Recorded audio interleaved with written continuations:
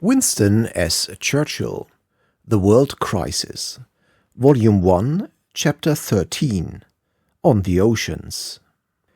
Coastwise, cross seas round the world and back again, where the floor shall head us or the full trade suits. Plain sail, storm sail, lay your broad and tack again, and that's the way we'll pay Paddy Doyle for his boots. Rudyard Kipling, The Merchantman.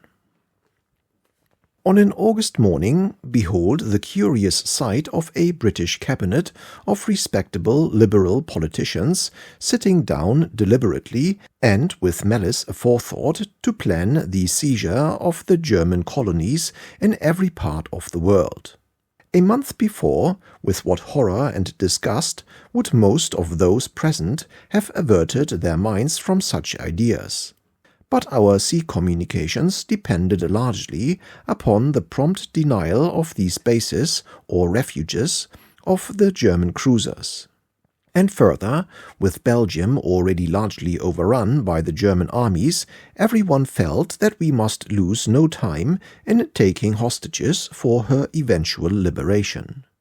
Accordingly, with maps and pencils, the whole world was surveyed. 6 separate expeditions were approved in principle and remitted to the staffs for study and execution. An enterprising Captain F.C. Bryant, had already on the outbreak of war invaded the German colony of Togoland. We now proposed, in conjunction with the French, to attack the Cameroons, a much more serious undertaking. General Botha had already declared his intention of invading German Southwest Africa. The New Zealand and Australian governments wished at once to seize Samoa and the German possessions in the Pacific. An Anglo-Indian expedition was authorized for the attack of German East Africa. The staff work in preparation for the military side of this last expedition was by no means perfect, and resulted in a serious rebuff. The transportation of the expeditionary forces simultaneously in all these different directions, while the sea were still scoured by the German cruisers, threw another set of responsibilities upon the Admiralty.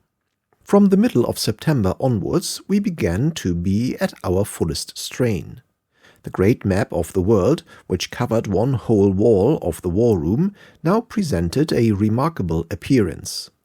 As many as 20 separate enterprises and undertakings, dependent entirely upon sea power, were proceeding simultaneously in different parts of the globe.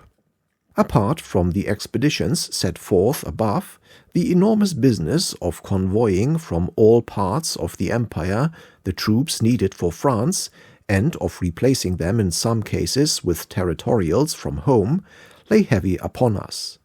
It was soon to be augmented. It had been easy to set on foot the organization of the 3 naval brigades and other divisional troops for the Royal Naval Division, but at a very early stage I found the creation of the artillery beyond any resources of which I could dispose. We could, and did, order 100 field guns in the United States, but the training, mounting, and equipping of the artillerymen could not and ought not to be undertaken apart from the main preparation of the army. My military staff officer, Major Ollivant, at this stage had a very good idea which provoked immediately far-reaching consequences. He advised me to ask Lord Kitchener for a dozen British batteries from India to form the artillery of the Royal Naval Division, letting India have territorial batteries in exchange. I put this to Lord Kitchener the same afternoon. He seemed tremendously struck by the idea. What would the Cabinet say, he asked. If the government of India refused, could the Cabinet overrule them? Would they? Would I support him in the matter? And so on. I had to leave that night for the north to visit the fleet, which was lying in Lough Eve, on the west coast of Scotland. 48 hours later, when I returned, I visited Lord Kitchener and asked him how matters were progressing. He beamed with delight. "Not only," he said, "am I going to take 12 batteries, but 31. And not only am I going to take batteries, I am going to take battalions. I am going to take 39 battalions. I am going to send them territorial divisions instead, 3 territorial divisions. You must get the transports ready at once." After we had gloated over this prospect of succoring our struggling front, I observed that I could now count on the 12 batteries for the Royal Naval Division. "Not one," he said. "I am going to take them all myself." And he rubbed his hands together with every sign of glee. So the Naval Division was left again in the cold and had to go forward as infantry only. This new development involved a heavy addition to our convoy work, and the situation in the Indian and Pacific Oceans must now be examined by the reader. When war began, the Germans had the following cruisers in foreign stations: Scharnhorst, Gneisenau, Emden, Nürnberg, Leipzig in China, Königsberg in East Africa and the Indian Ocean, Dresden, Karlsruhe in the West Indies. All these ships were fast and modern, and every one of them did us serious injury before they were destroyed. There were also several gunboats: Geier, Planet, Komet, Nusa, and Eber, none of which could be ignored. In addition, we expected that the Germans would try to send to sea upwards of 40 fast-armed merchantmen to prey on commerce. Our arrangements were, however, as has been narrated, successful in preventing all but 5 from leaving harbor. Of these 5, the largest, the Kaiser Wilhelm der Große, was sunk by the High Flyer with Captain Buller on August 26. The Cap Trafalgar was sunk on September 14 by the British armed merchant cruiser Carmania with Captain Noel Grant, after a brilliant action between these 2 naked ships, and the 3 others took refuge and were interned in neutral harbors some months later. Our dispositions for preventing a cruiser and commerce raider attack upon our trade were from the outset very largely successful, and in the few months with which this volume deals, every one of the enemy ships was reduced to complete inactivity, sunk, or pinned in port. Nevertheless, it is a fair criticism that we ought to have had more fast cruisers in foreign waters, and in particular that we ought to have matched every one of the German cruisers with a faster ship, as it was our intention to do. The Karlsruhe in the West Indies gave a chance to our hunting vessels at the outbreak of war, and the Königsberg in the Indian Ocean was sighted a few days earlier. But our ships were not fast enough to bring the former to action or keep in close contact with the latter till war was declared. As will be seen, nearly every one of these German cruisers took its prey before being caught, not only of merchant ships, but of ships of war. The Scharnhorst and Gneisenau sank the Monmouth and Good Hope.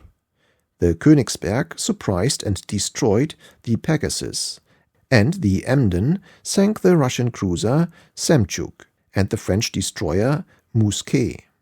Certainly they did their duty well.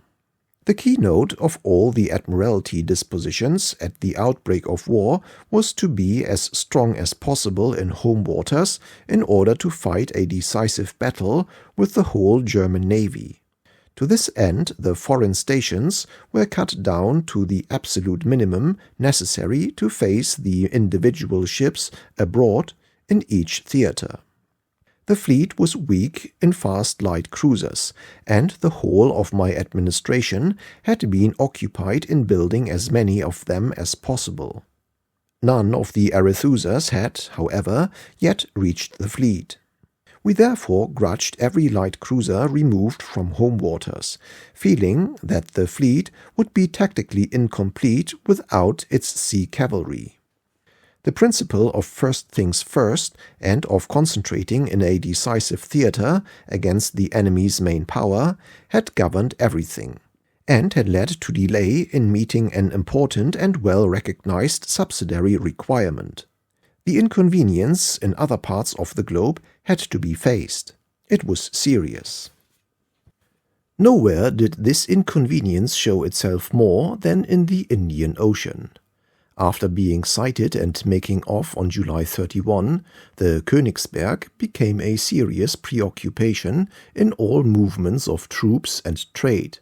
Another fast German cruiser, the Emden, which on the outbreak of war was on the China station, also appeared in the middle of September in Indian waters, and being handled with enterprise and audacity, began to inflict numerous and serious losses upon our mercantile marine.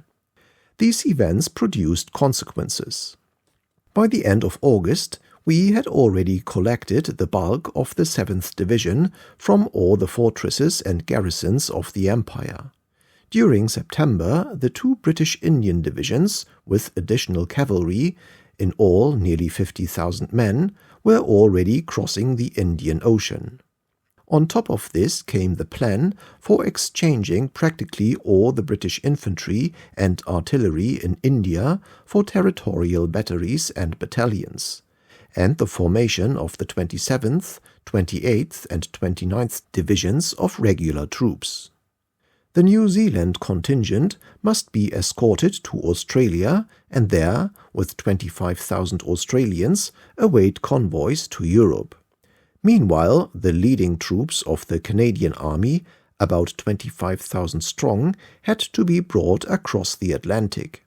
All this was of course additional to the main situation in the North Sea and to the continued flow of drafts, reinforcements, and supplies across the Channel.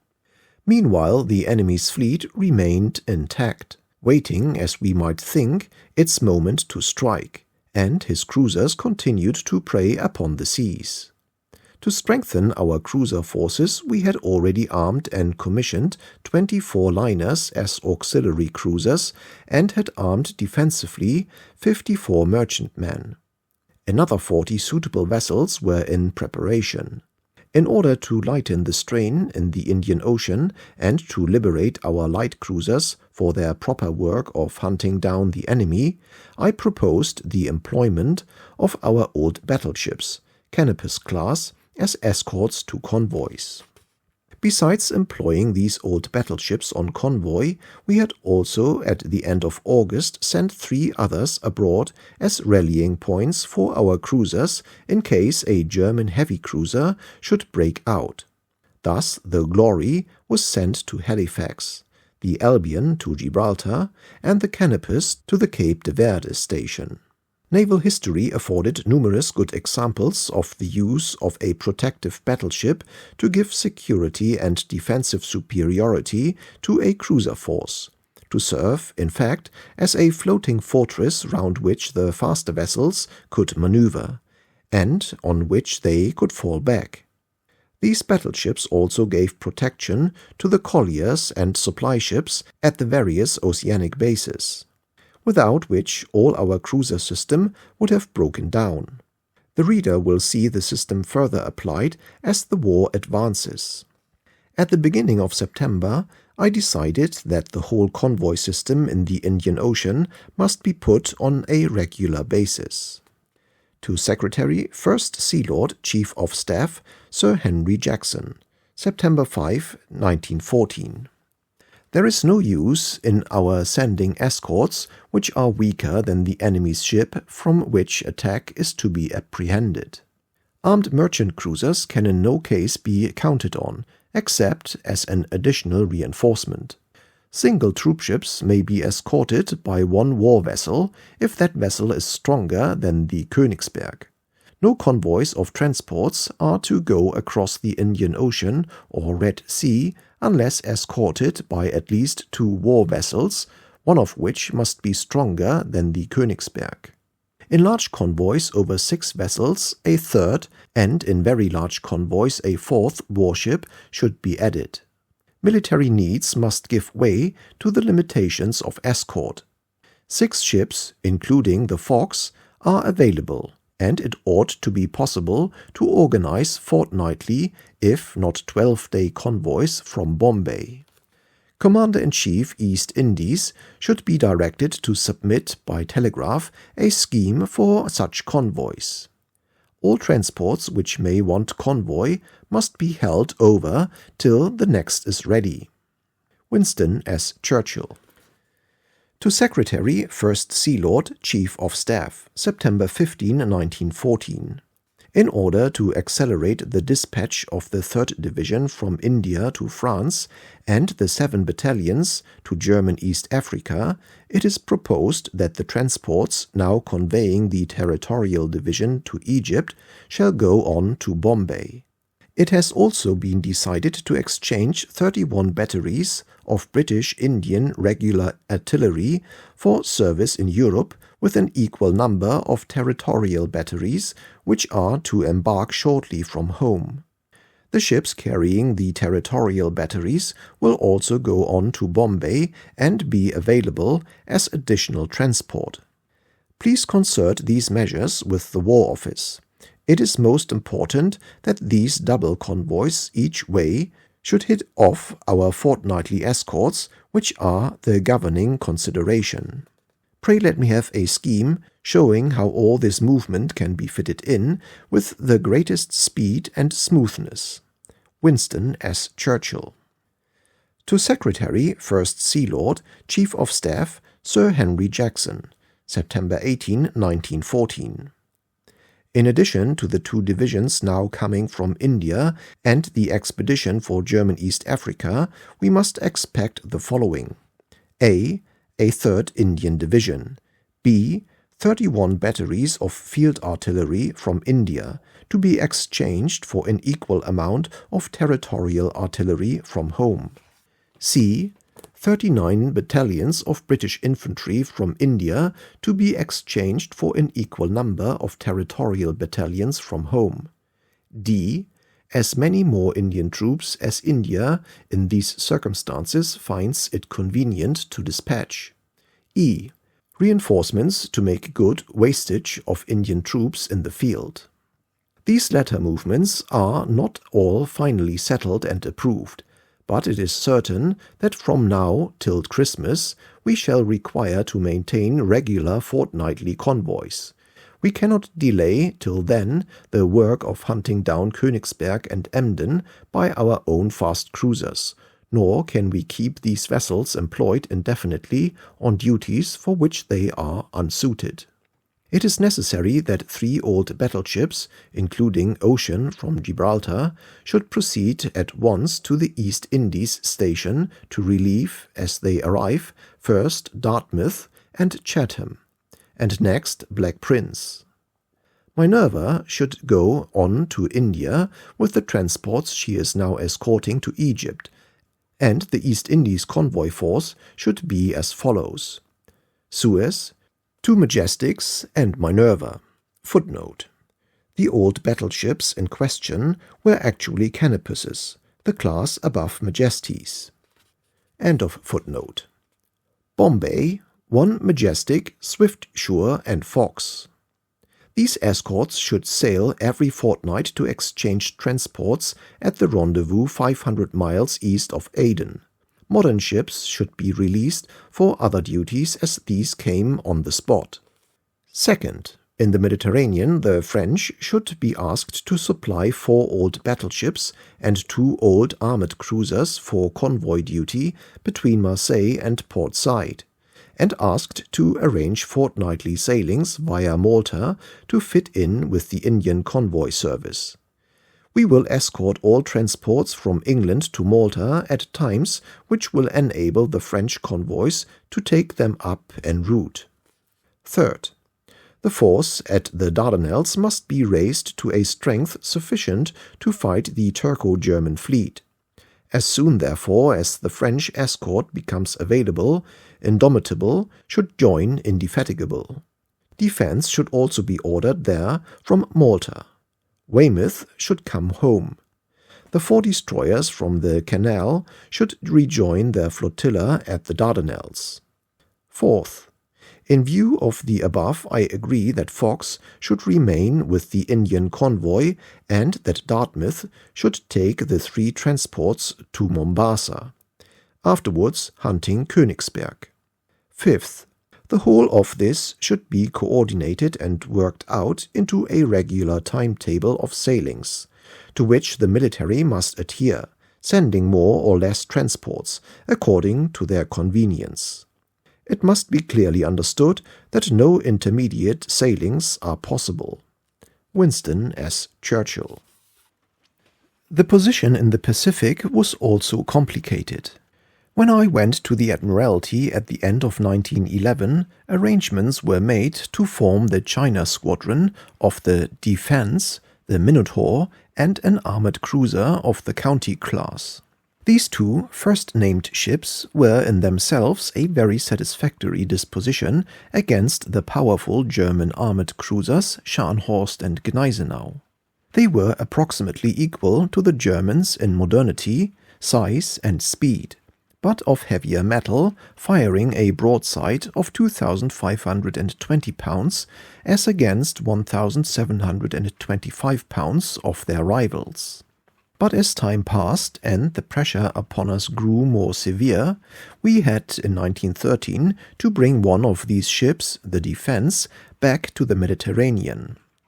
In order to fill the gap with the least possible inroad upon our home strength, Prince Louis being First Sea Lord, we devised a frugal scheme by which the Triumph, one of the 2 battleships which had been built for Chile and bought from her to prevent their falling into Russian hands at the outbreak of the Russo-Japanese War, was made to serve as depot ship manned on mobilization from the crews of the river gunboats on the Yangtze and the West River. Her sister, the Swiftsure, shortly afterwards became the flagship in the East Indies. These 2 ships had the good speed for battleships of their date of 20.1 knots. They carried 4 10-inch and no less than 14 7.5-inch guns. They were not heavily armored, and according to our ideas, they were a compromise between the battleship and the armored cruiser. Differing in conception at many points from the standard types of the Royal Navy, these vessels did not fit homogeneously into any of our battle squadrons, and were conveniently employed on special duties. Without the Triumph, Admiral Jerram's squadron, with the Minotaur and Hampshire with the light cruiser Yarmouth, would, on the outbreak of war, have had little or no margin, though the Minotaur was the strongest of all our armored cruisers. But once the Triumph was mobilized, our superiority, except in speed, was overwhelming, and we could afford to see how great matters went at home before deciding whether to reinforce the China station or not. In the first hours of the crisis, my thoughts had turned to the China station. As early as July 28, I proposed to the First Sea Lord the discreet mobilization of the Triumph and the concentration of the China squadron upon her. And this was accordingly effected in good time. 5,000 miles to the southward was the Australian squadron, consisting of the battlecruiser Australia and the 2 excellent modern light cruisers Sydney and Melbourne. The Australia by herself could, of course, defeat the Scharnhorst and Gneisenau, though by running different ways one of the pair could have escaped destruction. Our last look round the oceans before the fateful signal left us therefore in no immediate anxiety about the Pacific. On the outbreak of war, the French armored cruisers Montcalm and Dupleix and the Russian light cruisers Askold and Zemchuk in the Far East were placed under British command, thus sensibly increasing our predominance. A few days later, an event of the greatest importance occurred. The attitude of Japan towards Germany suddenly became one of fierce menace. No clause in the Anglo-Japanese treaty entitled us to invoke the assistance of Japan. But it became evident before the war had lasted a week that the Japanese nation had not forgotten the circumstances and influences under which they had been forced, at the end of the Chinese War, to quit Port Arthur. They now showed themselves resolved to extirpate all German authority and interests in the Far East. On the 15th, Japan addressed an ultimatum to Germany demanding within 7 days the unconditional surrender of the German naval base Tsingtao, Kiaochou. Couching this demand in the very phrases in which 19 years before they had been summoned to leave Port Arthur at the instance of Germany. In reply, the German emperor commanded his servants to resist to the end. And here, as almost in every other place where Germans found themselves isolated in the face of overwhelming force, he was obeyed with constancy. The entry of Japan into the war enabled us to use our China squadron to better advantage in other theaters. The Newcastle was ordered across the Pacific, where our 2 old sloops, the Algerine and Shearwater, were in jeopardy from the German light cruiser Leipzig. The Triumph was sent to participate with a small British contingent in the Japanese attack upon the fortress of Tsingtao. General arrangements were made by the British and Japanese admiralties whereby responsibility for the whole of the northern Pacific, except the Canadian coast, was assumed by Japan. The table sets forth the rival forces in the Western Pacific at the outbreak of war. Even without the ships employed by Japan or the great Japanese reserves which lay behind them, the superior strength of the Allies was overwhelming. But the game the 2 sides had to play was by no means as unequal as it looked. It was indeed the old game of fox and geese. The 2 powerful German cruisers, Scharnhorst and Gneisenau, with their 2 light cruisers, formed a modern squadron, fast and formidable in character. Our battlecruiser Australia could catch them and could fight them single-handed. The Minotaur and the Hampshire could just catch them and, as we held, could fight them with good prospect of success. But it would be a hard-fought action. If the Triumph were added to the Minotaur and Hampshire, there was no risk at all in fight, but almost insuperable difficulty in bringing the enemy to action. Among the light cruisers, the Yarmouth, Melbourne, Sydney, and the Japanese Chikuma could both catch and kill Emden or Nürnberg. Of our old light cruisers, Fox and Encounter could have fought Emden or Nürnberg with a chance of killing or at least of crippling them before being killed. But neither was fast enough to catch them.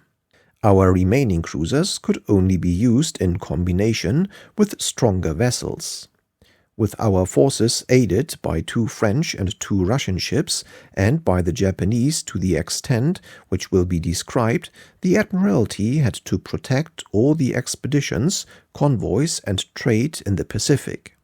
To wit, the New Zealand convoy to Australia, the Australian and New Zealand convoy from Australia to Europe, the convoy of the British Far Eastern garrisons to Europe, the convoy of Indian troops to relieve our Far Eastern garrisons, the expedition to Samoa, the expedition to New Guinea. All these were in addition to the general trade which continued uninterruptedly. Admiral von Spee, the German commander in the Pacific, had therefore no lack of objectives. He had only to hide and to strike. The vastness of the Pacific and its multitude of islands offered him their shelter, and once he had vanished, who should say where he would reappear? On the other hand, there were considerable checks on his action and a limit, certain though indefinite, to the life of his squadron. With the blockade of Tsingtao, he was cut from his only base on that side of the world. He had no means of docking his ships or executing any serious repairs, whether necessitated by battle or steaming. The wear and tear on modern ships is considerable, and difficulties multiply with every month out of dock. To steam at full speed or at high speed for any length of time on any quest was to use up his life rapidly. He was a cut flower in a vase. Fair to see, yet bound to die, and to die very soon if the water was not constantly renewed. Moreover, the process of getting coal was one of extraordinary difficulty and peril. The extensive organization of the Admiralty kept the closest watch in every port on every ton of coal and every likely collier. The purchase of coal and the movement of a collier were telltale traces which might well lay the pursuers on his track. His own safety and his power to embarrass us alike depended upon the uncertainty of his movements. But this uncertainty might be betrayed at any moment by the movement of colliers or by the interception of wireless messages. Yet how could the colliers be brought to the necessary rendezvous without wireless messages? There existed in the Pacific only 5 German wireless stations: Yap, Apia, Nauru, Rabaul, Engauer, all of which were destroyed by us within 2 months of the outbreak of war. After that there remained only the wireless on board the German ships, with which it was very dangerous to breathe a word into the ether. Such was the situation of Admiral von Spee. The problem of the Admiralty was also delicate and complex. All our enterprises lay simultaneously under the shadow of a serious potential danger. You could make scarce schemes which showed that von Spee might turn up with his whole squadron almost anywhere. On the other hand, we could not possibly be strong enough every day everywhere to meet him. We had therefore either to balance probabilities and run risks, or reduce our movements and affairs to very narrow limits. Absolute security meant something very like absolute paralysis. Yet fierce would have been the outcry attendant either upon stagnation or disaster. We decided deliberately to carry on our affairs and to take the risk.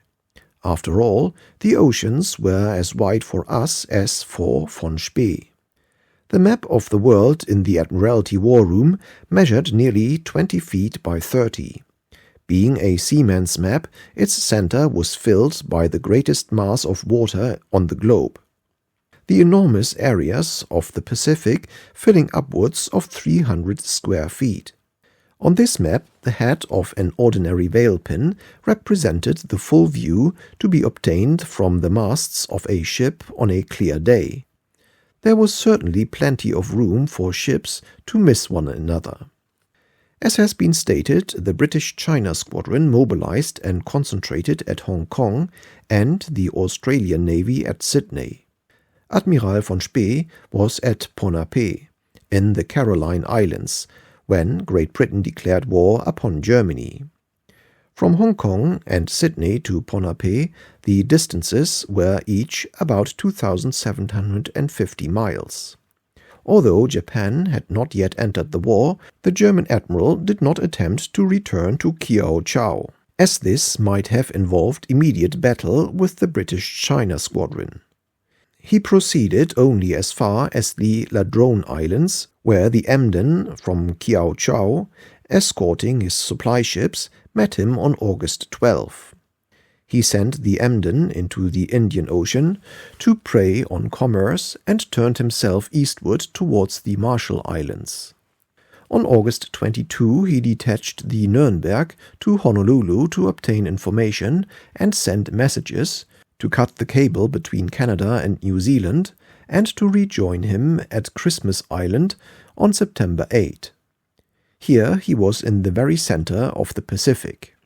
The Admiralty knew nothing of these movements beyond a report that he was coaling at the Caroline Islands on August 9.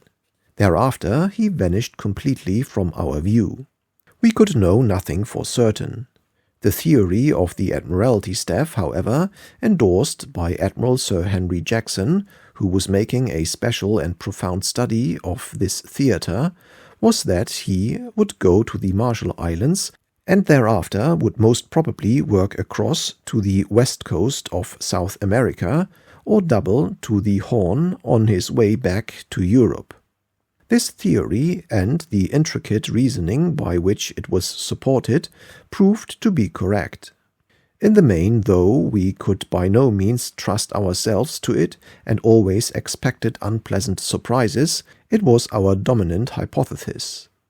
It is on this basis that the operations in the Pacific should be studied. As early as August 2, the New Zealand government, ever in the van of the Empire, had convinced themselves that war was inevitable, and had already made proposals for raising forces and striking at the enemy. The Operations Division of the War Staff proposed, in consequence, the capture of Samoa and the destruction of the wireless station there, and this was recommended to me by the First Sea Lord and the Chief of the Staff as a feasible operation. By August 8, New Zealand telegraphed that if a naval escort could be furnished, the expedition to attack Samoa could start on August 11. The staff concurred in this, holding that the Gneisenau and Scharnhorst were adequately covered by the Australian squadron. I assented the same day. It was arranged that the expedition should meet the battlecruiser Australia and the French cruiser Montcalm at or on the way to Nouméa. Another expedition from Australia to attack German New Guinea had also been organized by the government of the Commonwealth. The uncertainty about the Scharnhorst and Gneisenau invested all movements in those waters with a certain hazardous delicacy. It was thought, however, that the light cruisers Melbourne and Sydney (encounter went instead of Melbourne)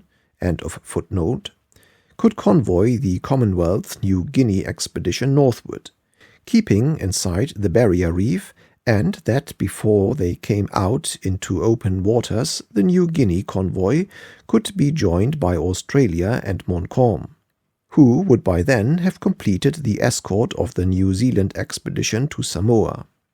We thought it above all things important that these expeditions, once they had landed and taken possession of the German colonies, should be self-sufficient, and that no weak warships should be left in the harbors to support them.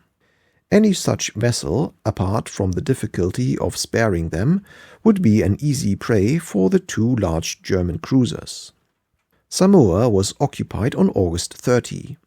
The wireless station at Nauru was destroyed on September 10. The Australian contingent was picked up by the battlecruiser Australia September 9 and arrived at Rabaul safely 2 days later.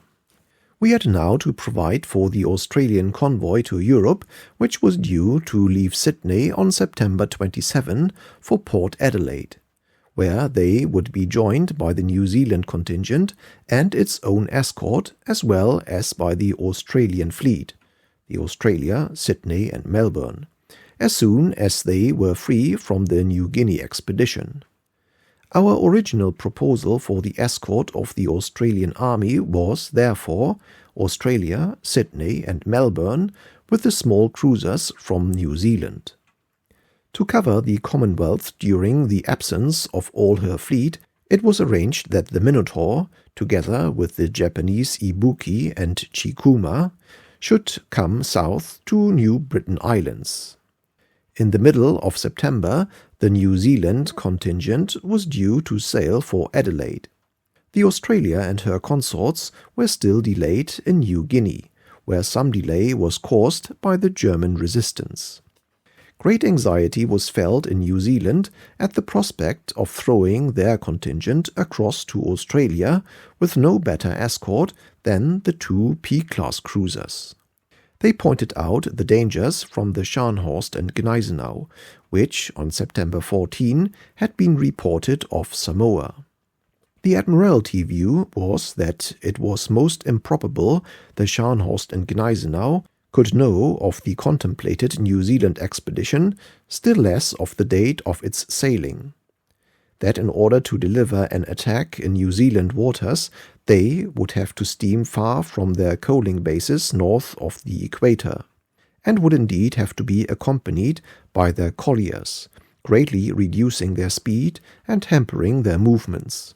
In these circumstances, the Admiralty foresaw but little danger to the New Zealand convoy in the first part of their voyage, were unable to provide further protection for this stage, and expressed the opinion that the risk should be accepted.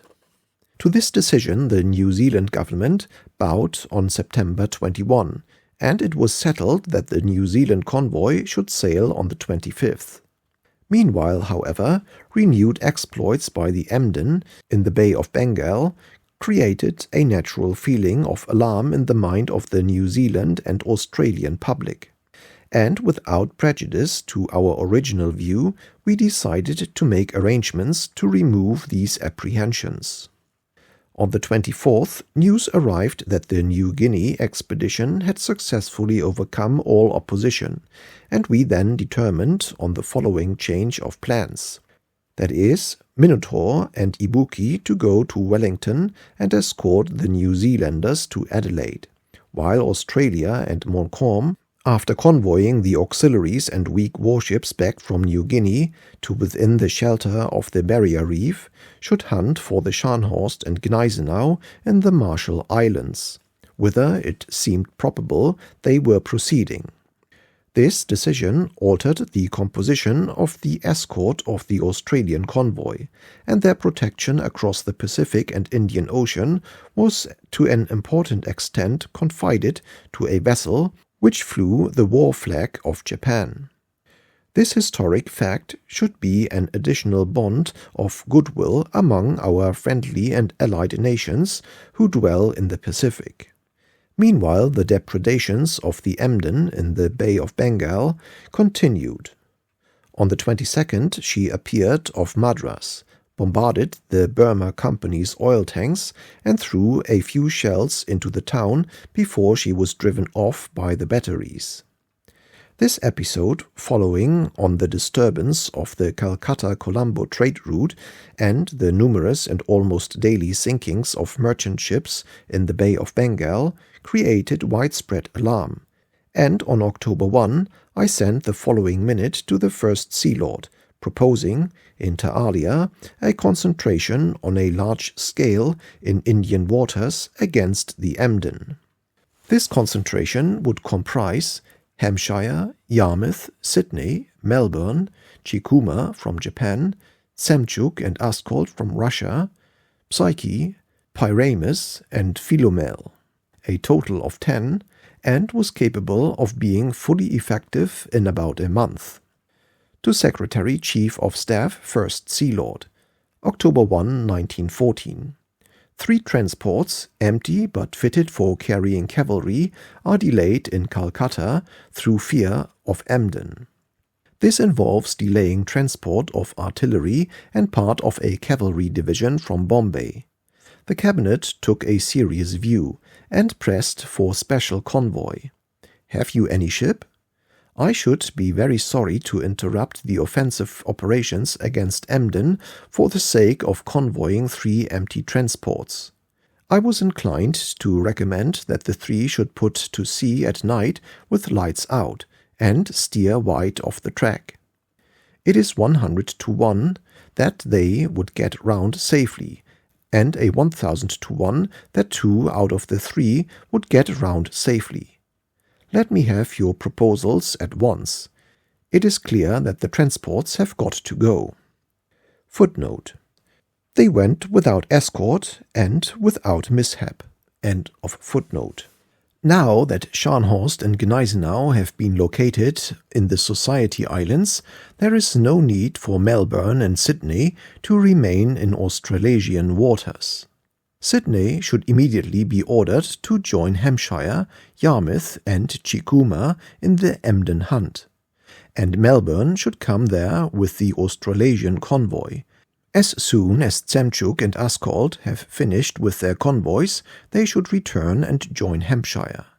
This will give 7 ships searching for Emden and avoid the necessity of moving one of the 3 light cruisers now hunting Königsberg.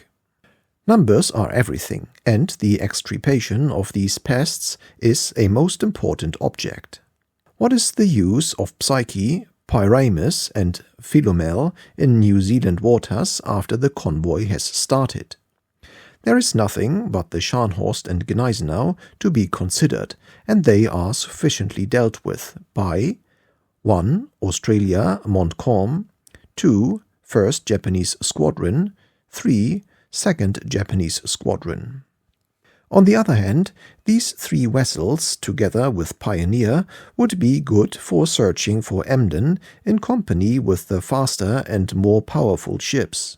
I propose, therefore, that they should accompany the Australian and New Zealand convoys home to Indian waters, and should then join up with the 7 cruisers, which will then be under Hampshire in hunting Emden, making a total of 10 vessels available a month from now. The necessary arrangements to enable them, in spite of their limited fuel capacity, to get to Colombo can easily be made. In the event of Emden being captured before this concentration is complete, all these vessels should be sent to assist in the hunt for Königsberg, or conversely, if Königsberg is caught, the 3 light cruisers should turn over to the Emden. It is no use stirring about the oceans with 2 or 3 ships.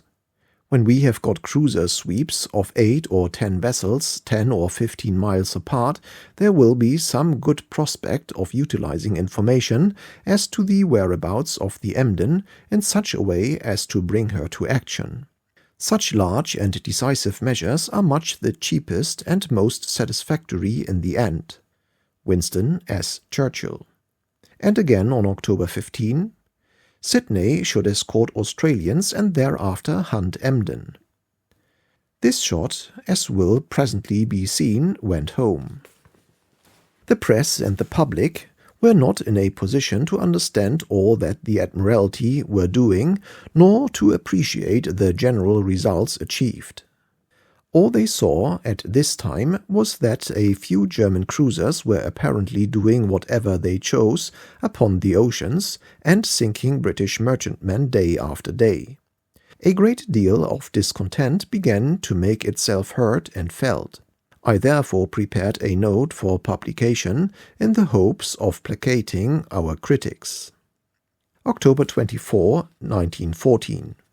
The Secretary of the Admiralty makes the following statement in regard to the capture and destruction of British merchant ships by German warships. 8 or 9 German cruisers are believed to be at large in the Atlantic, the Pacific and the Indian Oceans. Searching for these vessels and working in concert under the various commanders-in-chief are upwards of 70 British, including Australian, Japanese, French and Russian cruisers, not including auxiliary cruisers. Among these are a number of the fastest British cruisers. The vast expanses of sea and ocean and the many thousand islands of the archipelagos offer an almost infinite choice of movement to the enemy's ships. In spite of every effort to cut off their coal supply, it has hitherto been maintained by one means or another in the face of increasing difficulties. The discovery and destruction of these few enemy cruisers is therefore largely a matter of time, patience, and good luck. The public should have confidence that the commanders-in-chief and the experienced captains serving under them are doing all that is possible and taking the best steps to bring the enemy to action. They have so far been also occupied in very serious and important convoy duty, but this work has somewhat lessened and the number of searching cruisers is continually augmented. Meanwhile, merchant ships must observe Admiralty instructions, which it is obviously impossible to specify, and use all the precautions which have been suggested. On routes where these instructions have been followed, they have so far proved very effective. On the other hand, where they have been disregarded, captures have been made. The same vastness of sea, which has so far enabled the German cruisers to avoid capture, will protect the trade. The only alternative to the methods now adopted would be the marshalling of merchantmen in regular convoys at stated intervals. So far it has not been thought necessary to hamper trade by enforcing such a system. The percentage of loss is much less than was reckoned on before the war. Out of 4,000 British ships engaged in foreign trade, only 39 have been sunk by the enemy, or just under 1% in all. The rate of insurance for cargoes, which on the outbreak of war was fixed at 5 guineas per cent, has now been reduced to 2 guineas per cent, without injury to the solvency of the fund. For hulls, as apart from cargoes, the insurance has also been considerably reduced. Between 8,000 and 9,000 foreign voyages have been undertaken to and from the United Kingdom ports, less than 5 per 1,000 of which have been interfered with, and of these losses a large number have been caused by merchant vessels taking everything for granted and proceeding without precautions as if there were no war. On the other hand, the German oversea trade has practically ceased to exist. Nearly all their fast ships, which could have been used as auxiliary cruisers, were promptly penned into neutral harbors or have taken refuge in their own. Among the comparatively few German ships which have put to sea, 133 have been captured, or nearly 4 times the number of those lost by the very large British mercantile marine. In these circumstances, there is no occasion for anxiety and no excuse for complaint.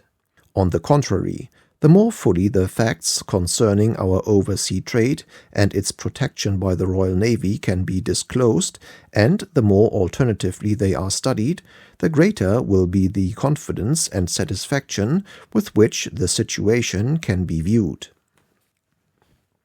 The various changes of plan necessary to meet the natural anxieties of the New Zealand government entailed a delay of 3 weeks in the sailing of the Australian convoy. This, Lord Kitchener declared, made no difference, as they could continue their indispensable training equally well in Australia. By October 25, when the convoy was about to sail, the rebellion in South Africa introduced another disturbing element.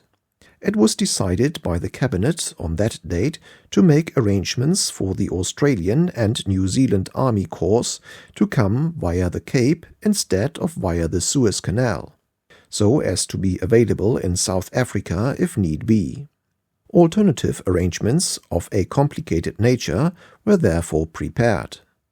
On the 30th, however, in view of later advices from South Africa, it was arranged for the whole convoy to proceed together to Colombo and for the decision about the last part of the route to be delayed until then. The convoy started on November 1 under the escort of the Minotaur, Ibuki, Melbourne and Sydney.